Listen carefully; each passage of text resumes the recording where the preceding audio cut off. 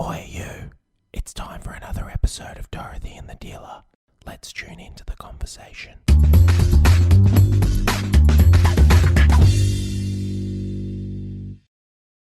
I feel like I'm way shorter than you. I don't know what you're doing. Well, because you were down there before, and then I removed.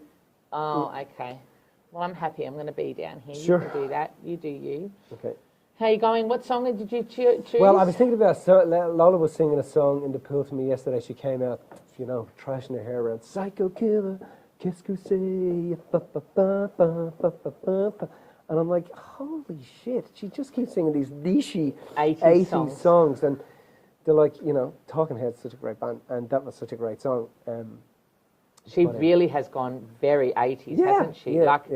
Just a massive switch. And you ask her, what's the song, who sang it, she knows it. She knows it. And knows all the lyrics. And just like, I'm reliving my teen years. Yeah, it's great. It's actually great, because, there was such great music in the 80s. Now there's so much of this stuff that's just electronic voiceover and stuff like that. You're not actually hearing the vocalists, you know what I mean? But imagine 3 years ago telling her this is a cool song. She'd have been like, whatever. That's not cool at all. And now she's just like the 80s queen with her Walkman. No, she just got a haircut in that curtain 80s bangs. Curtain bangs, yeah. She just got curtain bangs. That is so cute. It is very cute. She sent me a video of her hair straight, because obviously she's curly hair, but with the curtain bangs. And then I saw them the other day, and they're all curly, and she's just so cute. And we're getting a dog. I know, I heard. Finally. $4,500 for a friggin' dog.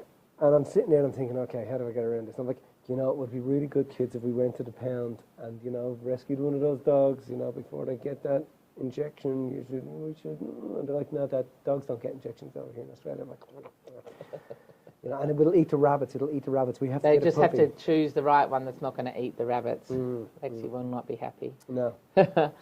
Anyway, so what are we talking about today? Oh, so yes, let's talk, because we've just done another podcast, which was actually really cool.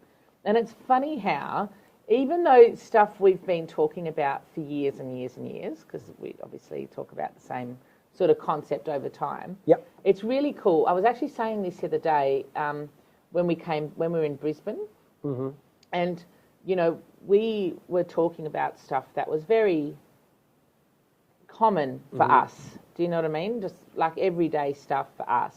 Yeah. But when people hearing it for the first time, or they're hearing it said in the way that we say it for the first time, it's actually really quite, it's inspiring, do you know what I mean? And you forget sometimes that the content that I think this is everybody, you say the same stories quite often, you say the same phrasing quite often, but you forget how impactful they are for people hearing them for the first time. And I think that, I don't know, that was a really good reminder, like when we were in Brisbane, but also just today, about how impactful some of the work that we do is, but not just that, just concept. Even if the concepts are similar to what people already know, the way that they're presented is a little bit different, or the way that they say it is a little bit different, or the way we say it might be a bit different. So people, it can be quite, I don't know, it was quite lovely, wasn't it? Yeah, it was great. I think he absolutely thoroughly enjoyed having a chat with us, and I think that he was quite intrigued. He was like, whoa, that's really cool how you guys see that stuff, and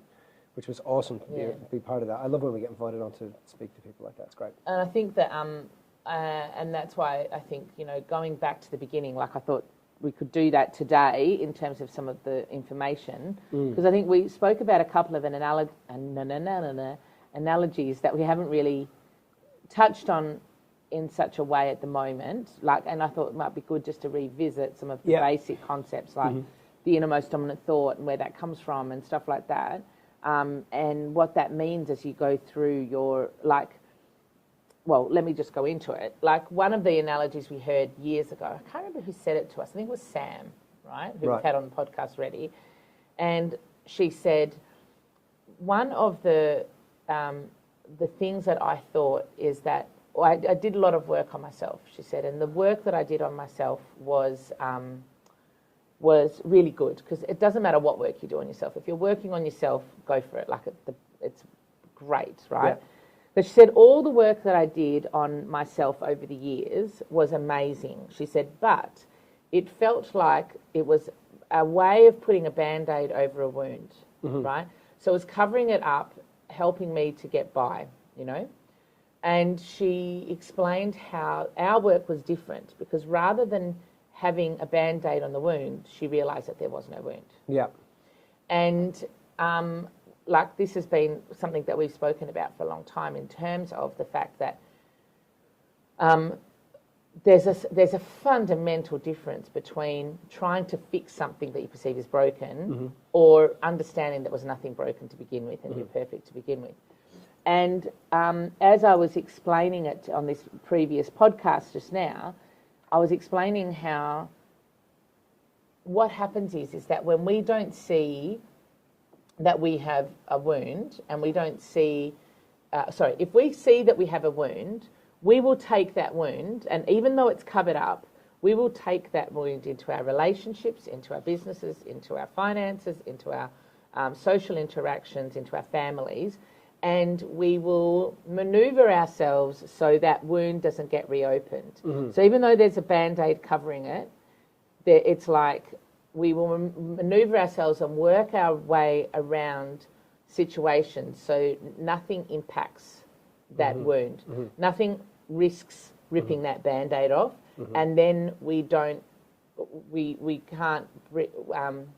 it's not going to affect how we go about our lives. But ultimately, if you've got that wound on your hand, it's like putting your hand in a place that's really safe so that it's not going to get affected. So therefore, you don't have the full use of your of who you are when you're in those interactions. But if you think about that in terms of the analogy of there not being a wound, then you don't feel like you can go into any relationship, any financial situation, any social interaction, any family interaction with a free and clear and open perspective, and you don't have to ever worry about that wound being affected again. And so you're not protecting something, so then you can bring your full self into that scenario. And I just thought that's a really good way of describing, in a way, the innermost dominant thought. And that concept that we're trying to, because what we do is we try to hide that innermost dominant thought. We run around trying to protect, like, so that nobody sees the wound that I've got, which is I was abandoned, or, you know, I've got such high expectations to live up to that I never feel like I'm going to be enough. So we don't ever try and, you know, get that wound opened again. Then we constrict ourselves, and all the decisions we make are to pretend and to hide that that's there, that innermost dominant thought. But it's as when you're dealing with people, you know, it's as obvious as when, you know, as much as they're trying to hide it, you got to understand when you're trying to hide it, it's like turning up to a meeting with a limb missing. Well, of course. You know, because when someone turns up to a meeting with a limb missing, the first thing you notice is the fact that there's a limb missing, right? You're like, holy shit, right? That's what happens, right? So it's the same with the wound. If you think you're hiding it, you're never hiding it. And then what happens is that everybody is driven out of their wound, right?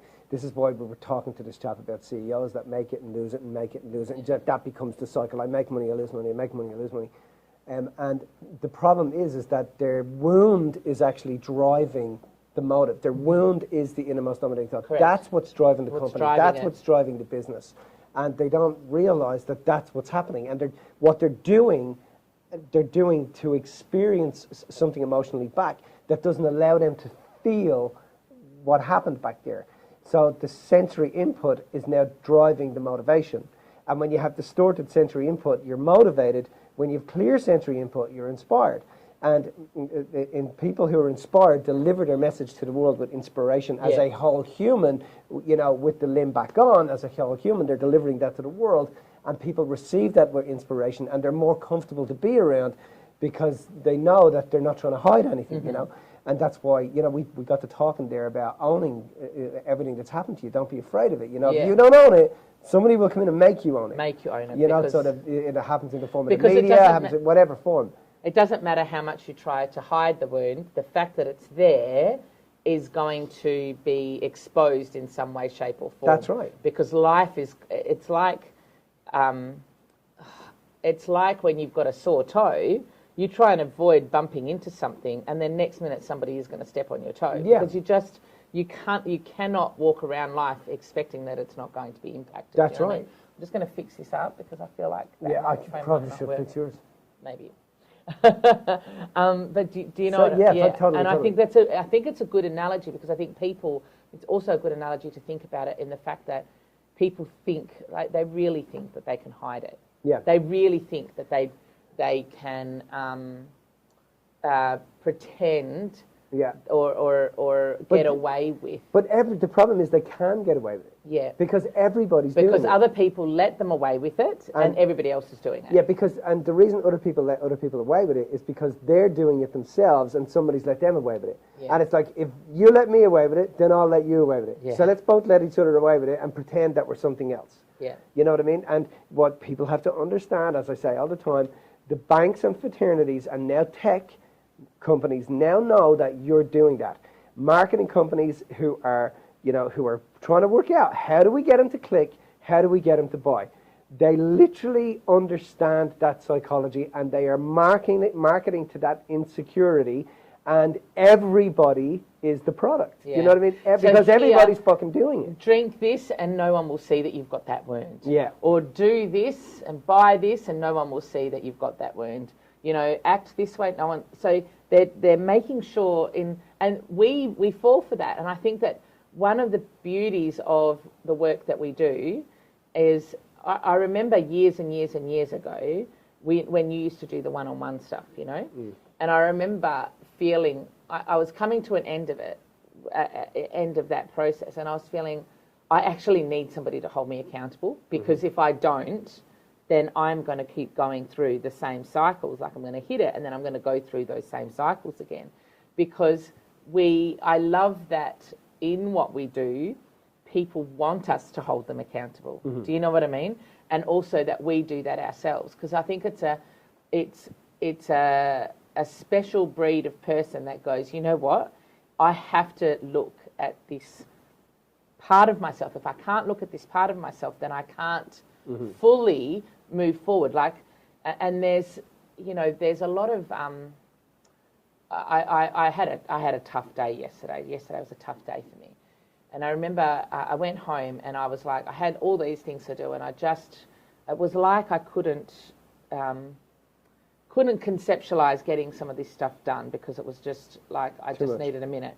And then I spoke to my sister, and it was just a really good phone call because it was like in the conversation, she made sure that I spoke the things that I was withholding. Do you know what I mean? Like, not letting me away with the stuff that I knew I needed to say, because there was a part of me that didn't want to say it because I thought that's going to make me look really bad, that I've done all this work and I'm still thinking in this way, or that I'm behaving in this way. But when she held me accountable to that, I realised that it was just a feeling. It didn't mean that I was a bad person. It didn't mean that I didn't have a right to the feeling. It was just a feeling. And as a result of that, I was able to express it. And once it was expressed, I was not trying to hide it anymore. Do you know what I mean? It felt like instead of being something that I didn't want anybody to see, I was like, okay, this is okay now. I'm okay to show this part of myself to the world. And we all need people to hold us accountable to that, particularly if we've done the work. Do you know what I mean? Because once we've done the work, there's a part of us thinks, oh, we've done it. So I've done that, so that's it. But transformation is a work in progress. Yeah. There's different levels of it. There's different things that you can learn about yourself through different experiences. And it's important to continue that and to continue to be held accountable. And I mean, when you're held accountable to stuff, there's, it's a bit like, I got a tree in my front yard. This tree is, excuse my French, but it's just a nightmare, right? It's a nightmare. What does it do all day long? It just sheds bark, it sheds leaves, annoying. They end up in the pool. But it's a bit like but the thing about it is it's massive and it's growing all the time. And the thing about that is that when you shed stuff and when you shed these things and you grow, you have to understand you can't grow if you're not shedding things. Yeah. And the way in which you shed things is to hear yourself talking about them sometimes and listen to what you're saying. Yeah. And you'll realize that's fucking nonsense. Yeah. Listen to what I'm saying. That is just fucking nonsense. 100%. And the reason you're not saying it, but to the outer world, and you keep repeating it in your own head, is because your head and your heart are trying to get you to see that what you're saying is fucking nonsense. It's fucking and that's nonsense. part of the thing. Like, even as I was speaking last time, I'm like, this doesn't make any sense. It's not true. 100% no, it's not true, but this is what's happening. This is what my mind is telling me, do you know what I mean, about this situation. So I really, like, even just listening today and having had that experience yesterday and stuff like that, I'm like, it's so important to recognise that wound that's driving you, that perception of the wound that's driving you. Yeah. Do you know what I mean? Because at the end of the day, it is just a perception. Because as soon as you see it for what it is, you realise it's not a wound. It's just a part of who you are, and it's just a part of your journey. And that innermost dominant thought that's telling you you're not enough because of X, Y, Z is actually your biggest gift. You know, the thing that you think you're trying to run away from is actually the biggest gift that you could have, and it's the access point for the next level of your growth, which is exactly like the tree. The thing that I have to deal with here is my access point to grow to the next level. And you've got two options. The first option is you can avoid that like the plague, and the second option is that you can go through it. And when you go through it, it's never as bad as what you think it's going to be. It's always, you've made it bigger in your mind than when you think it's going to be. But when you avoid it, it stays in there, and it just festers and festers like a wound will, until it's opened up and it's given the air to breathe, and then it gets an opportunity to heal. Do you know what I mean? Right. So, and the reason people don't, the reason people don't open up to stuff is generally because they're afraid of things, right? Yeah. They're afraid to open up. And what you're afraid of, you know, we all know that 95% of what you're afraid of never, ever happens. It never, ever happens. So, but what you're afraid of is that if you do open up, that you're going to lose something and not gain something. But in actual fact, what you're truly afraid of is what you will gain and not wanting to lose that again. Does that make sense? Yeah. That's what I find that people are actually afraid of. Yeah. They're afraid of gaining something and losing it again. But the truth about it is, when we gain something that drives the evolution of our consciousness to have a greater understanding and awareness of ourselves, we know that consciousness doesn't go backwards. So you can't go backwards. So in actual fact, expressing and talking about whatever is holding you back is actually the key to making sure that you realize it was never holding you back in the first place, and it's just life inviting you to a greater event horizon of yourself that you're trying to get to anyway. That at some deep level throughout your fucking life, you've asked to get to that place. So it's just helping you to get there. So I think that's the first level of that growth, and to realise it's not a wound is to actually acknowledge its existence. Acknowledge your perception of what that wound is. Yeah. Because as soon as you can acknowledge it, at least you're on the pathway to saying, look, this is something for me. I don't know what it is, but it's something, and I need to look at that, you know, and it gives you opportunity to peel away whatever layer is there so that you can actually look at what's underneath and see that there's actually nothing wrong with you in the first place. Do you know what I mean? Yeah. You said a statement before that anyone who profits from you being blind will never inspire you to change. Yeah. So this is, I think, the gift my sister gave me yesterday. She allowed me to have truth there and to see something, and it affected her by me acknowledging that stuff, because it was, some of it was in relation to her, but because she gave me that space, it gave me an opportunity to move and to grow through that. Do you know what I mean? And I think that was important. I think it's so important, and I really realize this for me personally. It's so important to have people that are in your corner, that hold you accountable, and that gets that you're just having a moment maybe, and just to look at what actually is going on there. You know, Steve. Yeah. It's good, and it's important to know who those people are and to open the dialogue with those people. Like, I have a couple of people in my corner that I know have my corner. You know, they've proven to me even when I wasn't there. You know, that they'd had my corner. You know, to say, well, you know. And it's important to know those people, but it's also important to acknowledge them. I'm going to do that today, actually. I have somebody I want to talk to about that. But right here. but it's important to really have, I'm not a big fan of Brene Brown. I know some people are, but after she had a go, Joe Rogan, I'm not a big fan of Brene Brown. Not at your bro. Go on. But in all seriousness, she had a great thing where she said you should have a piece of paper in your wallet, which is a small piece of paper that just has 4 names on it of people that 100% have your back. Yeah. Do you know what I mean? That you can turn to and you can let them know, that, hey, I need to just talk about this. Yeah. Cool. All right. Even if you live the most extraordinary life, there is always more to learn. This is why tens of thousands of people are using MJB Seminars techniques to hack their consciousness and bridge the gap from where they are to where they actually want to be. MJB seminars use cutting-edge transformational processes that are science-based and backed to help people break through subconscious barriers and limiting beliefs in order to reset, reboot, and live inspired. If you'd like to know more today, Google search MJB Seminars Bridge the Gap, click on the first link and watch the video.